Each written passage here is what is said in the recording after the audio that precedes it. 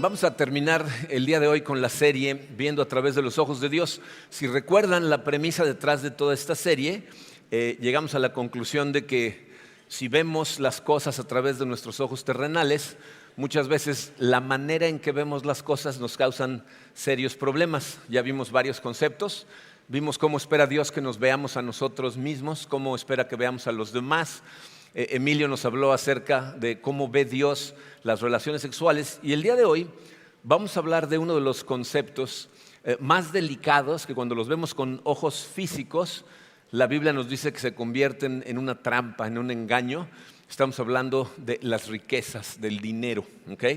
Ya sé lo que algunos en este momento pensaron, nos tocó el sermón del dinero.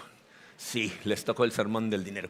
Miren, en Mateo capítulo 13, nuestro Señor Jesucristo dice una parábola, se conoce como la parábola del sembrador, en donde Él nos explica que la semilla que el sembrador está tirando al campo es la palabra de Dios y el estado en el que se encuentra la tierra en donde cae la semilla representa diferentes estados del corazón de la gente. Y nos habla de algunos estados del corazón en donde no le permite el corazón hacer su trabajo a la palabra, ¿okay? Entonces nos habla de corazones endurecidos, de corazones con poco entendimiento, pero en el versículo 22, Mateo 13, 22, Jesucristo dice estas palabras explicando la parábola, dice, el que recibió la semilla que cayó entre espinos es el que oye la palabra, pero las preocupaciones de esta vida y el engaño de las riquezas la ahogan, de modo que ésta no llega a dar fruto. Hemos hablado en varias ocasiones acerca de las preocupaciones de la vida, cómo muchas veces cuando enfrentamos ciertas adversidades tenemos la tendencia a poner nuestra mente tanto en las circunstancias que se nos olvida poner nuestra mente en Dios y entonces ahoga la palabra en nuestro corazón. Pero el día de hoy quiero enfocarme en la parte en donde habla de el engaño de las riquezas. El hecho de que Jesucristo diga esas palabras significa que hay formas correctas de ver a las riquezas y formas que convierten a las riquezas en un engaño. Entonces vamos a ponernos en manos de Dios y vamos a estudiar este concepto. Padre, te damos gracias, Señor, por tu amor, te damos gracias porque estamos aquí en tu familia, listos a recibir tu palabra. Y sé, Señor, que este concepto es uno de los conceptos muchas veces mal entendido, muchas veces mal interpretado, pero que le causa a la gente muchos problemas en su corazón para aceptarlo, para entenderlo como realmente es y entonces se convierte en un obstáculo. Te pido, Señor, que a través de tu Santo Espíritu derribes toda posible barrera que nuestro corazón esté tratando de levantar en este momento para que te demos la oportunidad de entrar a nuestro corazón con tu palabra y que hagas su trabajo, que nos transforme, Señor, para que veamos estas cosas como tú las diseñaste.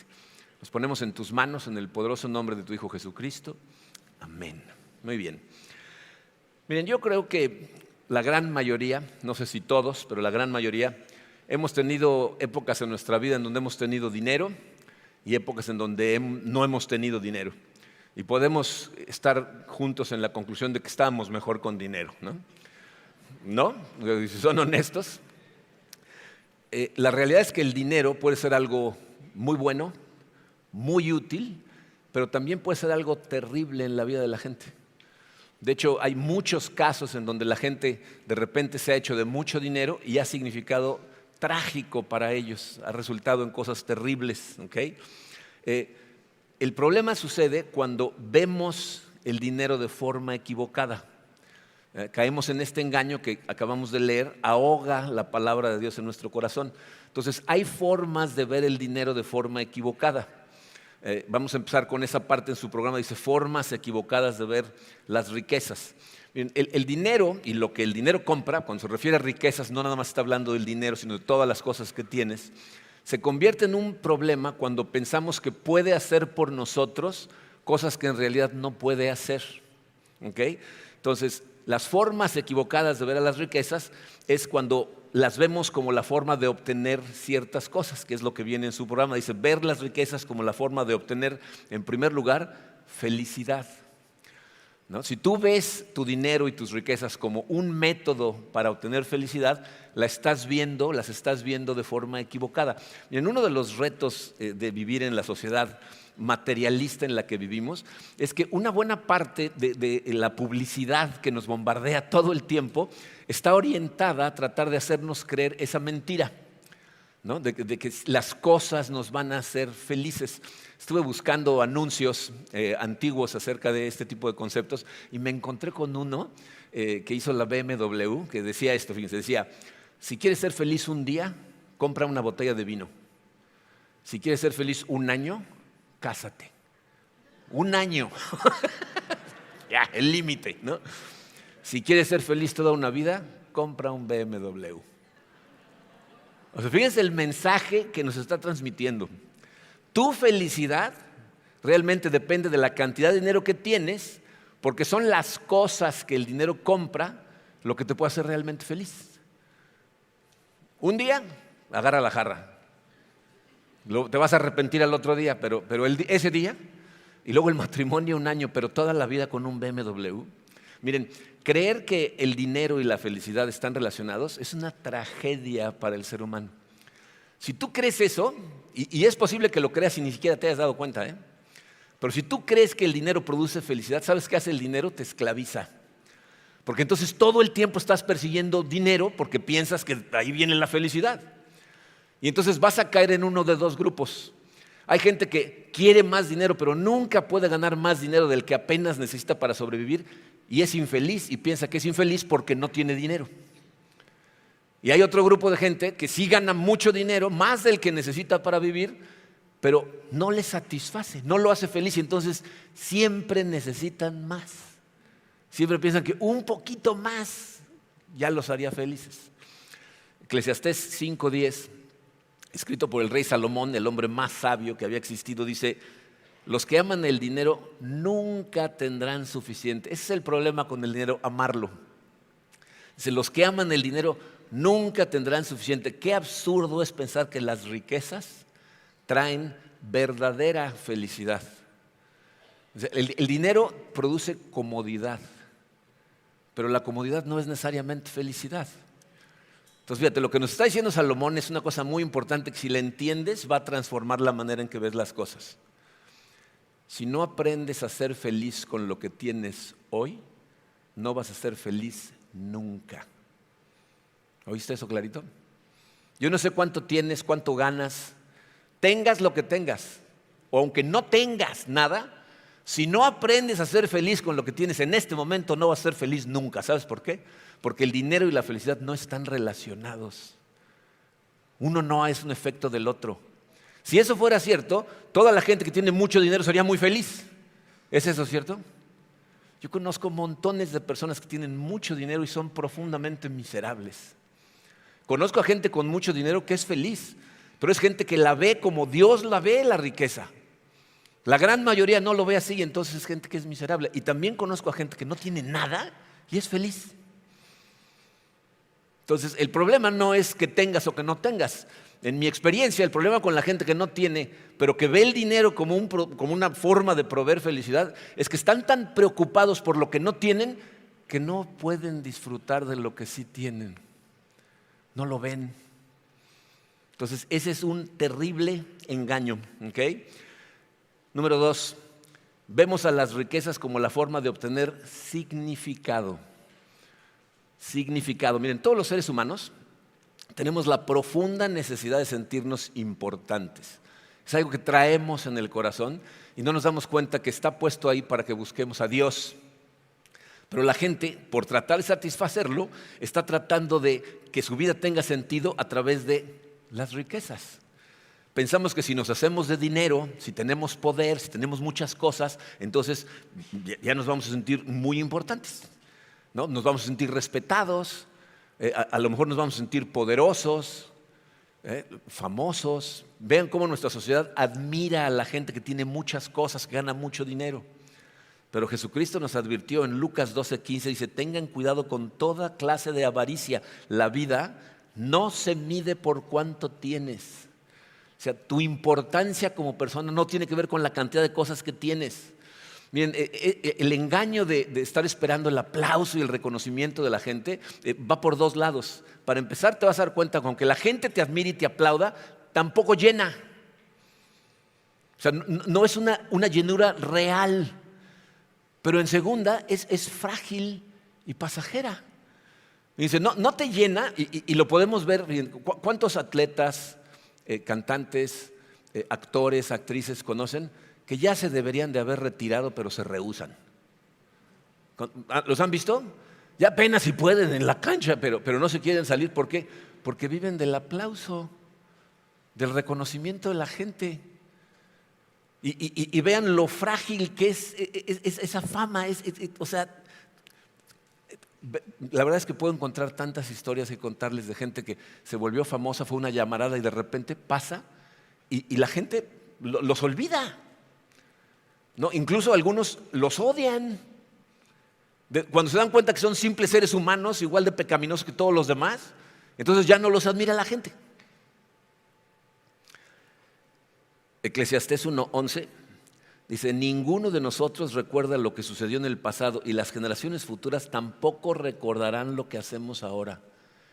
La fama de ayer, hoy ya no existe. Estaba con unos niños que estaban jugando fútbol, soccer en Houston. Les digo, ay sí, Pelé. Y voltearon y dijeron, ¿quién? Les dije, Messi. Sí, Messi. Pelé. Nuestra generación a lo mejor, ¿no? Pero las generaciones pasan y se olvidan de la fama de los anteriores. Y el tercero, dice, vemos el dinero como la forma de obtener seguridad.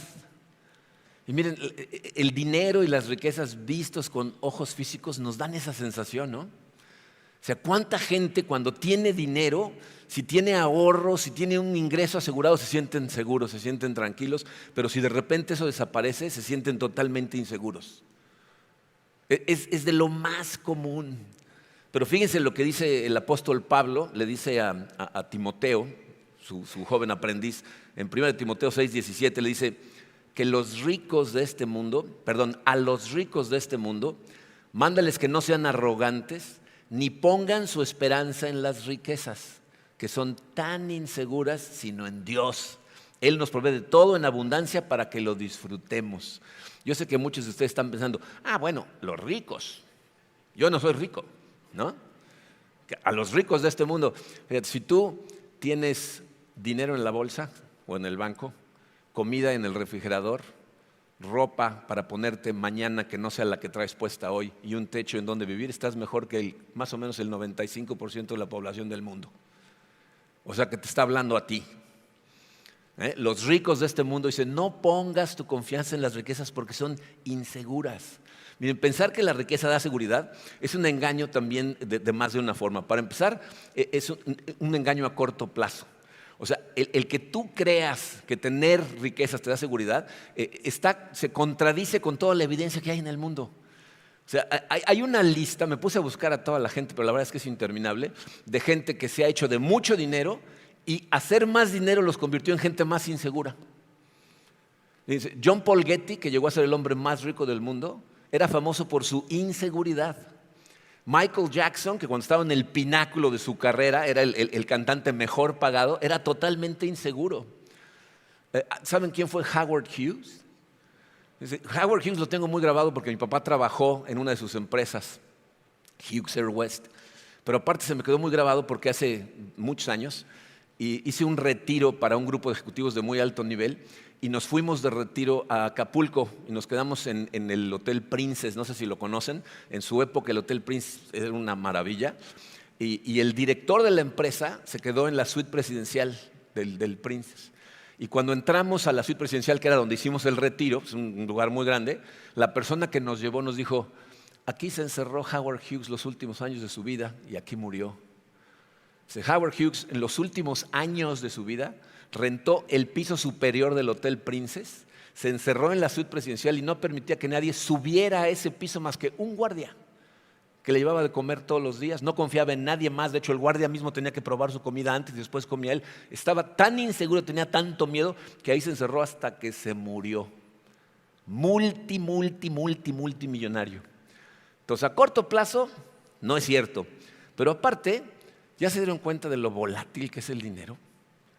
Con la facilidad que de repente toda riqueza o posibilidad de ingreso desaparece. Miren, nosotros como generación tuvimos, no sé si es el privilegio o la maldición, pero atravesamos por la pandemia, una pandemia a nivel mundial. ¿A qué velocidad de repente dejamos de tener ingresos todos? De un día para otro. O sea, Dios puede sacudir al mundo de un día para otro para que te des cuenta que tus riquezas en este mundo no sirven de nada. Lo único que permanece para siempre es Dios. Ahora, el dinero por sí mismo no es ni bueno ni malo. Lo importante es cómo lo ves. Y de la manera en que tenemos que verlo es como Dios lo ve. ¿Saben cómo ve Dios al dinero? Para Dios el dinero no es otra cosa que una herramienta, nada más. Que puede ser utilizada como todas las herramientas para el bien o para el mal. Entonces Dios lo ve como una herramienta y de acuerdo a lo que la Biblia nos dice, esa herramienta tiene 4 usos muy importantes. A lo mejor tiene más, pero estos 4 son básicos. Y se dice su programa, Dios ve nuestras riquezas como una herramienta para, número 1, guiar nuestro corazón hacia Dios. O sea, Él está tratando de usar tus riquezas, si le haces caso a Dios, para guiar tu corazón hacia Él. Porque lo que Dios persigue es tu corazón, no tu dinero. Y si entiendes ese concepto, miren, este concepto es la base de todo lo demás que vamos a ver. Si tú no entiendes o aceptas este concepto, todo lo demás que voy a decir no tiene sentido para ti. Dios está persiguiendo tu corazón. Miren, Jesucristo habló muchísimo acerca del dinero. De hecho, si estudian los evangelios, se van a dar cuenta que un versículo de cada 10 menciona el dinero. 16 de las 38 parábolas que usó Jesucristo estaban relacionadas con dinero o riquezas. Habló mucho acerca del reino de Dios y del cielo, pero en muchas de esas ocasiones lo estaba equiparando al uso del dinero. ¿Por qué? ¿Será que el dinero es el tema más importante en la Biblia? Evidentemente no. Pero ¿saben por qué habló tanto del dinero? Porque el uso que tú le das al dinero revela el estado de tu corazón. En Mateo 6, versículos 20 y 21, Jesucristo dijo, más bien, acumulen para sí tesoros en el cielo, donde ni la polilla ni el óxido carcomen, ni los ladrones se meten a robar. Y aquí viene el versículo clave, porque donde esté tu tesoro, ahí estará también tu corazón. O sea, este versículo es la clave, porque nos dice que tu percepción de las riquezas revela el lugar en donde tú has puesto tu confianza y tus prioridades. ¿En dónde reside tu confianza y tus prioridades? Dice, la definición teológica de idolatría es poner tu confianza en algo creado como fuente de tu esperanza, felicidad, seguridad o significado. Entonces, ¿en dónde está puesta tu confianza? Dios sabe que tu corazón es lo que dirige todo en tu vida. ¿Verdad? Tu corazón te va dirigiendo, te des cuenta de esto o no. Y se encuentra dirigido hacia lo que más atesoras. Y esto es algo que lo experimentamos nosotros constantemente y ni cuenta nos damos. Miren, por ejemplo, si tú ahorita empiezas a considerar comprar un coche nuevo y te pones a estudiar diferentes marcas y modelos y escoges uno, te voy a decir lo que va a pasar cuando digas, este es el que quiero comprar, de pronto lo vas a ver por todos lados. A donde volteas hay uno. Dices, ay, ahora aparece por todos lados. No, ahí ha estado siempre, pero tu corazón no estaba ahí antes. Y ahora ahí está tu corazón, entonces ahora lo andas viendo por todos lados. O si te interesa una persona, los hombres empiezan a cortejar a una mujer, las mujeres se interesan en un hombre y no te lo puedes sacar de la cabeza. Todo te lo recuerda, ¿no? De todo el tiempo estás pensando en esa persona. ¿Por qué? Pues porque tu corazón está puesto en esa persona. Entonces, fíjate, cuando nosotros lleguemos a darnos cuenta de que lo único que necesitamos y lo más importante en este universo es Dios, es decir, si se convierte en tu tesoro, tu corazón lo va a perseguir de forma natural. Lo vas a ver por todos lados. Todo te lo va a recordar. Y si lo has experimentado, sabes de lo que estoy hablando. Cuando dices, cada cosa que sucede me recuerda a Dios. Entonces, fíjate lo que esto significa. Tu tesoro dirige tu vida y Dios lo que quiere es que lo dejes a Él dirigir la tuya. Y por eso dice, pon tu tesoro aquí. Ven a mí. Si no lo haces, entonces el dinero se va a convertir en un obstáculo para que puedas seguir a Dios. Piensen, por ejemplo, en el joven rico. ¿Se acuerdan del joven rico? A lo mejor no conoces la historia, pero en los evangelios nos cuentan de un joven que de pronto se acercó a Jesús y le dijo: ¿qué tengo que hacer para heredar el reino de los cielos?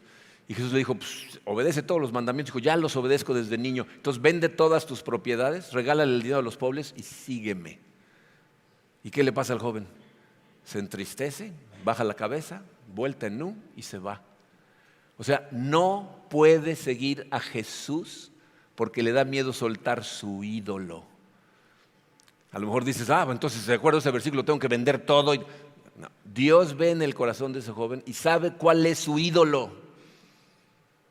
Este es tu ídolo, suéltalo y sígueme. Y no lo pudo seguir. ¿Se imaginan qué oportunidad tuvo ese joven? O sea, si se apareciera ahorita Jesucristo aquí y te dijera algo como eso y te dijera: deja esto y sígueme, ¿podrías? Porque tuvo la oportunidad y no lo hizo. Dios quiere que veamos al dinero como Él la ve. Es una herramienta que nos ayuda en primer lugar a dirigir nuestro corazón de forma correcta hacia Dios. Fíjate, Dios sabe que si tú no aprendes a amarlo más que al dinero, tu relación con Él nunca va a ser una relación sana, nunca. Porque tu relación con Él va a ser por interés. Si amas más al dinero, vas a decir: yo soy cristiano y te sigo, pero me vas a dar esto, ¿verdad? Ese es tu Dios, eso es lo que realmente quieres. Cuando digas: nada de lo demás importa, lo que necesito es a Dios en mi corazón, entonces te va a guiar Él. Entonces quiere que lo use tú para que tu corazón esté dirigido correctamente y aparte para muchas otras cosas: adorarlo, servirlo, bendecir a otras personas. Ahorita vamos a ver más, pero quiero que noten una cosa muy importante. Al inicio del versículo que acabamos de leer, Mateo 6, 20 y 21, dice: no acumules tesoros en la tierra, nos dice primero, acumúlalos en el cielo. ¿Por qué? Porque ahí es en donde valen realmente. O sea, lo que nos está tratando de decir es algo que de forma natural no nos cae al 20. Nos está diciendo: toda la riqueza que tienes aquí en la tierra, el dinero, no vale nada. No tienen valor real. Y nosotros pensamos que lo tienen, ¿no? Pero Dios nos dice: no, estás jugando con dinero de monopolio. ¿Han jugado monopolio? Hay gente que se apasiona con el monopolio, ¿no? Quieren destruir a todos los demás, se hacen de todas las casas, dejan a todos pobres, pero se apasionan, ¿no? Hasta se enojan si alguien les cobra. Como si qué, ¿no? Cuando termina el juego, ¿qué pasa? No sales de ahí con todo el dinero. ¿No? Se regresa a la cajita, ¿no? Pues Dios te está diciendo: todo el dinero que tienes, todas las casitas y los cochecitos y todo, es dinero de monopolio, y cuando te mueres resulta peor que en el juego porque no se regresa a la cajita, se lo quedan todos los demás. Se lo gasta tu familia, ¿no? Tienes que entender esto: no te vas a llevar de este mundo absolutamente nada físicamente hablando, nada. Me recuerda al multimillonario que está en su lecho de muerte y le dice a su esposa: ve, saca del banco $10 millones, ponlo en maletas y ponlo en el techo de la casa. Y la esposa le dice: ¿para qué quieres que haga eso? Dice: porque cuando me muera me las voy a llevar al cielo, vamos a ver si me puedo llevar algo o no. Y la esposa obedientemente pone las maletas y cuando se muere sube corriendo a ver si siguen ahí las maletas y ahí están, ¿no? Y dice la esposa: este menso, le dije que las pusiera en el sótano, ¿a poco pensaba que se iba a ir al cielo? ¿No?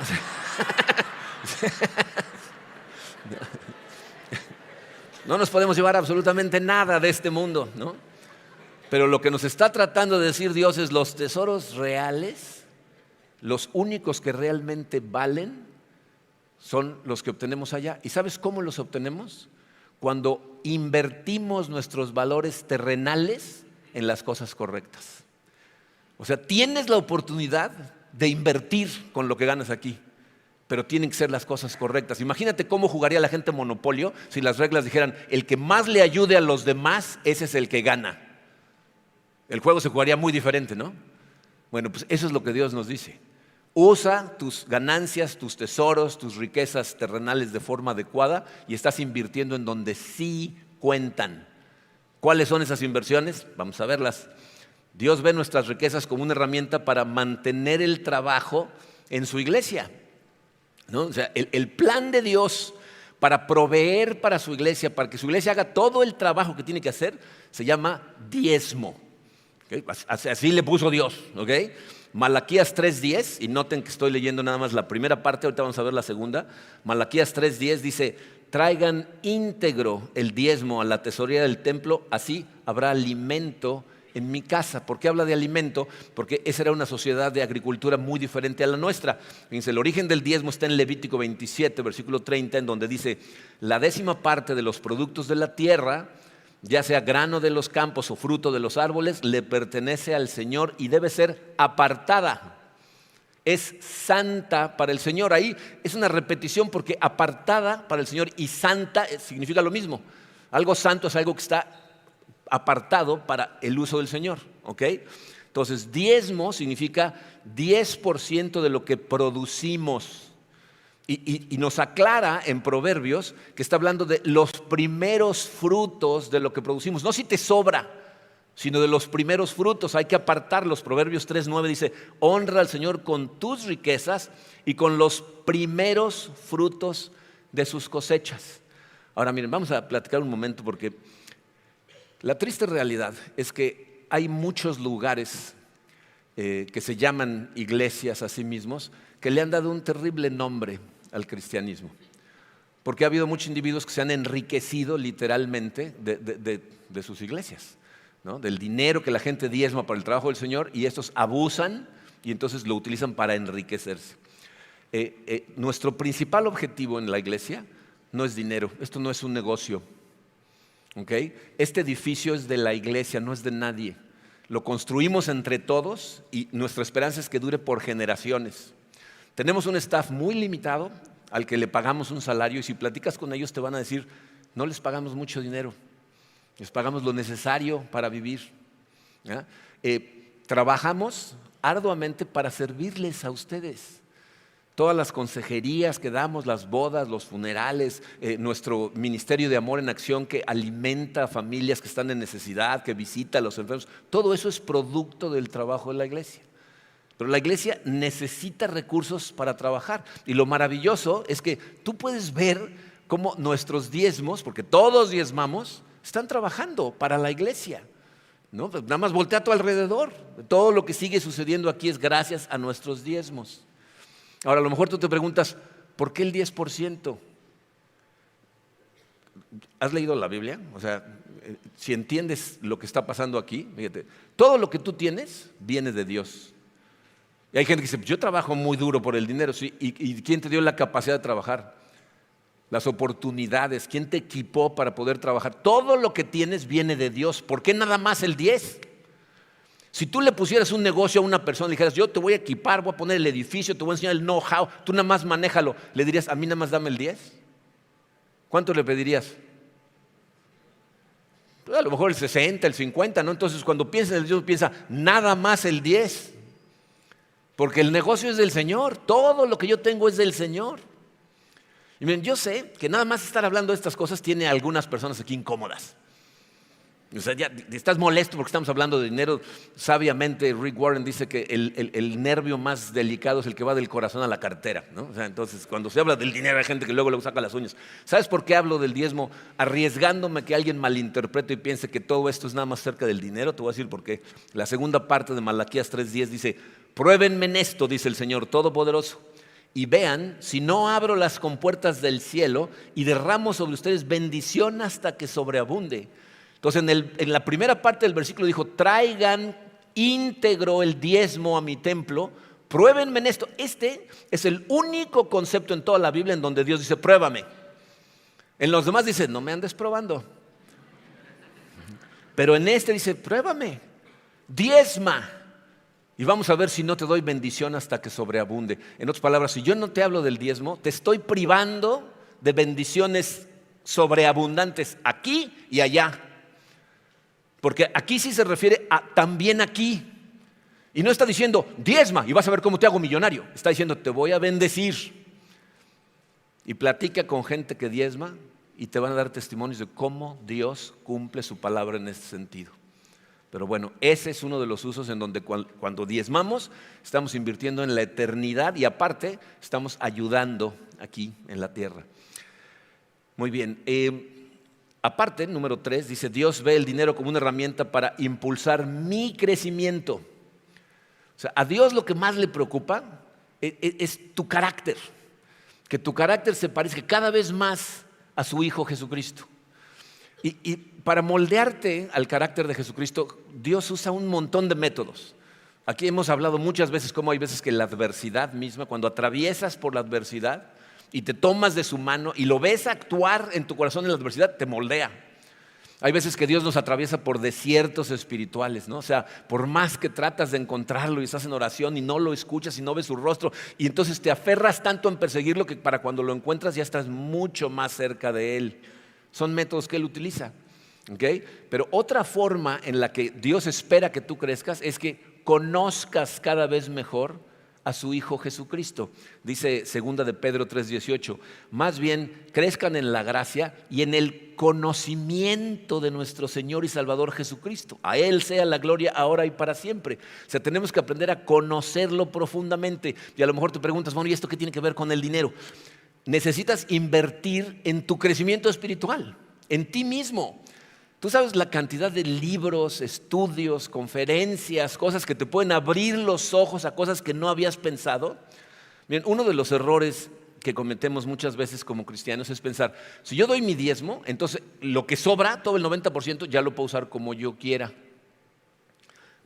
Si pusieron atención al proverbio que acabamos de leer, lo puedes encontrar atrásito en tu programa Proverbio 3:9, ¿se fijaron que habla de dos conceptos?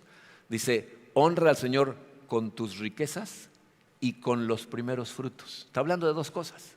Dice, honralo con tu diezmo y con tus riquezas. Tenemos que honrar a Dios en la manera que administramos el dinero aparte del diezmo. Entonces, ¿cómo honro a Dios con mis riquezas? Pues estamos hablando de muchas diferentes formas, pero una de ellas es ¿cuánto inviertes tú en tu propio crecimiento espiritual? Proverbios 23:23 dice, y esto es literal, dice, compra la verdad y no la vendas. Adquiere sabiduría, instrucción e inteligencia. O sea, hay tantas cosas en las que puedes crecer espiritualmente estudiando cómo ser una mejor pareja, cómo ser un mejor padre, cómo ser un mejor líder. O sea, puedes crecer espiritualmente invirtiendo en ti. Muchas veces, sobre todo cuando estamos estudiando en exégesis la Biblia, cuando vamos en orden, estudiando libros, estudiamos pasajes y me bajo y hay gente que se me acerca y me dice, oye, yo he leído ese pasaje más de una vez y nunca lo había entendido como lo acabas de explicar. ¿Cómo le haces? Les digo, estudio, compro libros, leo acerca de gente mucho más inteligente que yo que ha estudiado la Biblia. Tienes acceso a las mentes más brillantes que han caminado este planeta, que se han dedicado a estudiar la palabra de Dios. ¿Inviertes en eso? ¿Tiempo, energía, dinero? Dios quiere que crezcas. Y ahí es en donde muchas veces el engaño de la riqueza entra, porque dices, eso o confort, ¿no? O comodidad, y te parece más valiosa una que la otra.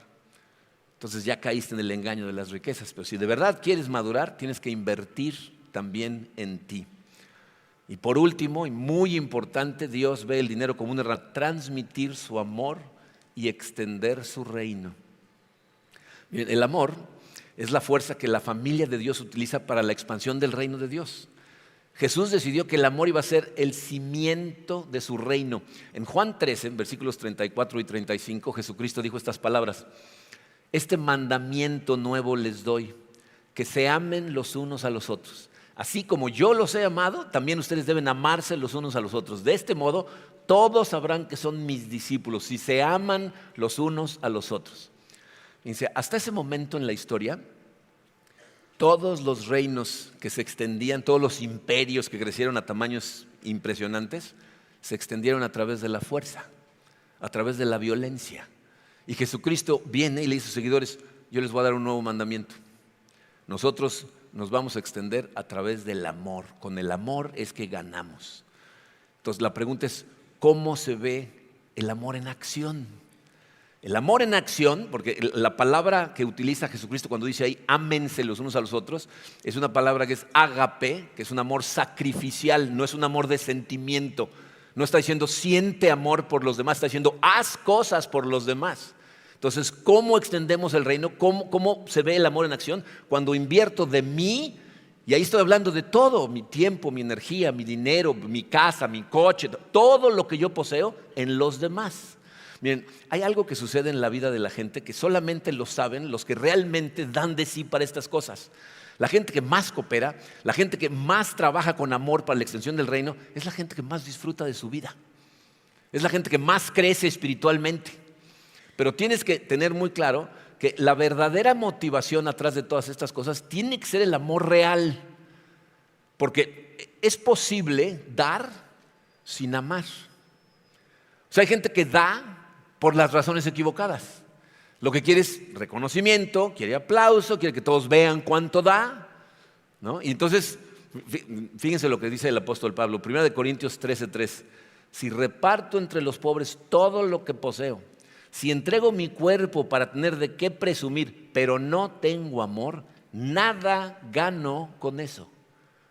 O sea, si tú haces estas cosas para poder presumir, está diciendo Pablo, para poder jactarte, que todo el mundo vea y te aplauda, esto no produce dividendos en el cielo. Ya obtuviste tu recompensa aquí en la tierra, ya te aplaudieron, ya te dieron tu diploma, cárgalo y ahí cuélgalo en tu cuarto, porque eso es todo lo que vas a recibir. Dice, esto tiene que ser real. Tú puedes dar sin amar, pero ¿sabes qué no puedes? No puedes amar sin dar. Eso es imposible. De hecho, aquí la Biblia, en la primera carta de Juan, el apóstol Juan, nos explica lo que el amor es. Fíjense, 1 Juan 3:16. En esto conocemos lo que es el amor, en que Jesucristo entregó su vida por nosotros.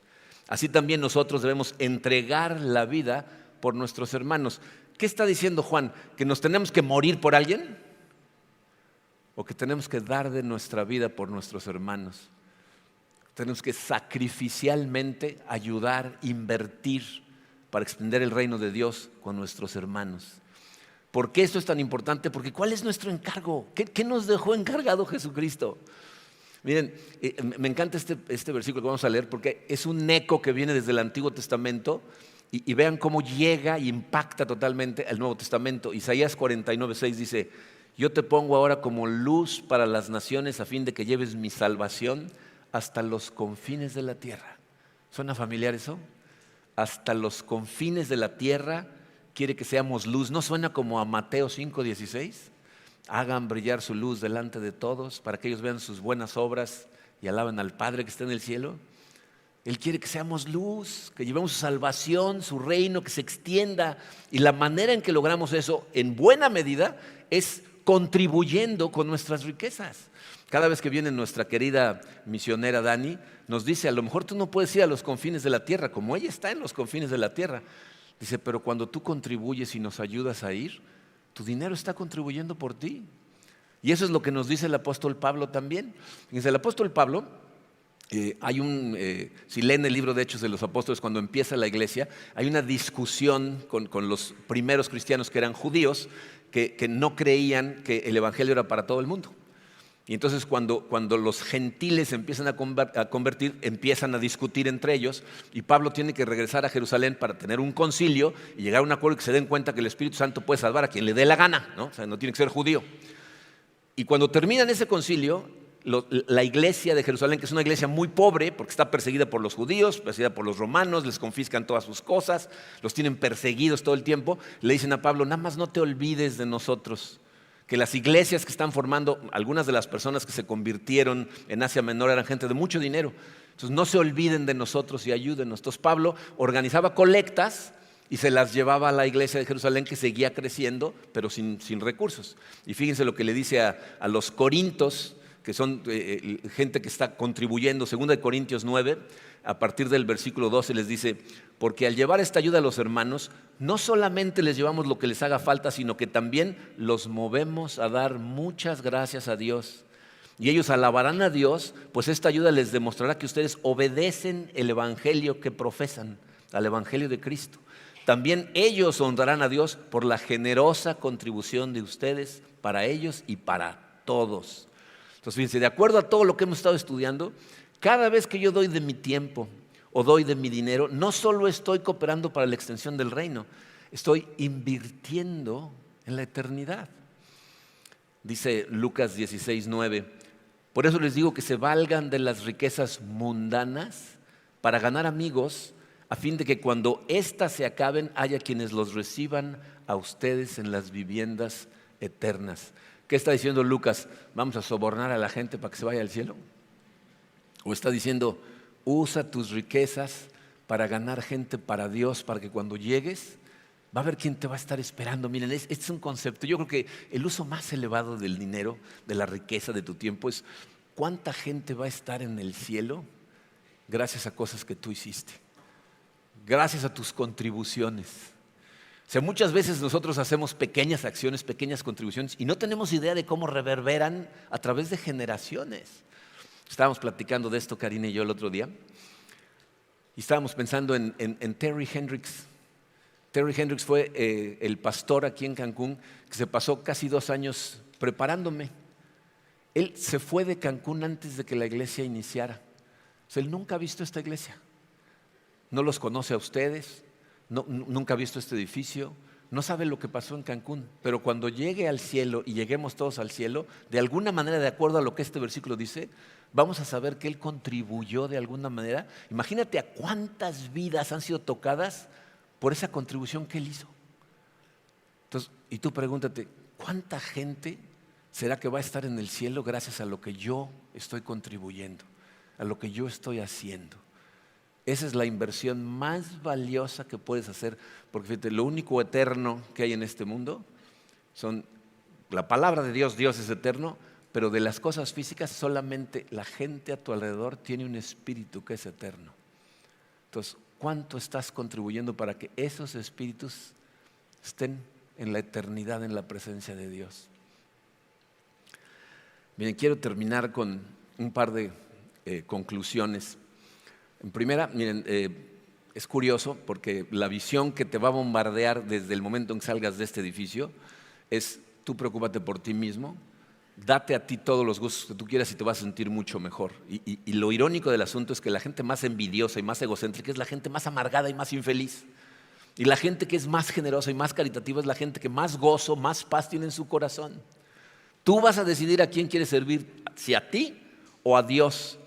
Pero la Biblia nos enseña que servir y ministrar a los demás es lo que te va a dar gozo real, paz y aparte inversión eterna. Por otro lado, parecería, juzgar por el tema del día de hoy, que lo que estoy diciendo es: no podemos utilizar el dinero más que para cosas del Señor. Hay de aquel individuo que se lo gasta en otra cosa. Miren, el mensaje de hoy no es un mensaje de cómo administrar tu dinero. ¿Okay? Vamos a empezar iniciando el año, vamos a estudiar el libro de Santiago completito, en orden. Y entonces vamos a atravesar por una parte en donde nos va a enseñar cómo se administra el dinero.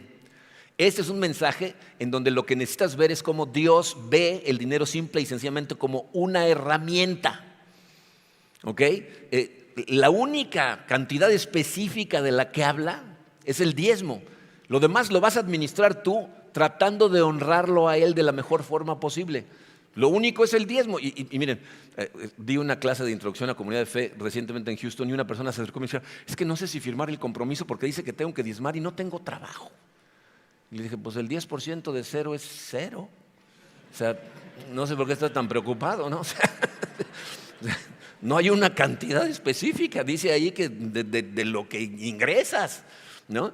Pero bueno, yo sé que este es un tema complicado, sé que los problemas económicos nos afectan a todos y aparte sé que estamos en un momento de incertidumbre mundial, ¿no? Ahora sí no hay ni a dónde, no, ni a Mérida nos podemos escapar, ¿no? O sea, pero precisamente por eso es tan importante este tema, porque necesitas aprender a depender de Dios, a confiar en que Él es el que provee, que no dependes de cosas aquí, sino de Él. Y esa debe ser tu batalla diaria. Predicarte a ti mismo que necesitas confiar en Dios, porque eso va a hacer que el engaño de las riquezas no te atrape. Que todo el tiempo estés predicándote a ti mismo. Fíjate, te invito a que este versículo lo cuelgues en alguna pared y lo leas todos los días. Hebreos 13, versículos 5 y 6, ya no me cabía, está en la parte de atrás del programa. Dice: manténganse libres del amor al dinero y conténtense con lo que tienen. Fíjense, ahí están las dos cosas. No pongas al dinero como lo más importante y disfruta de lo que ya tienes.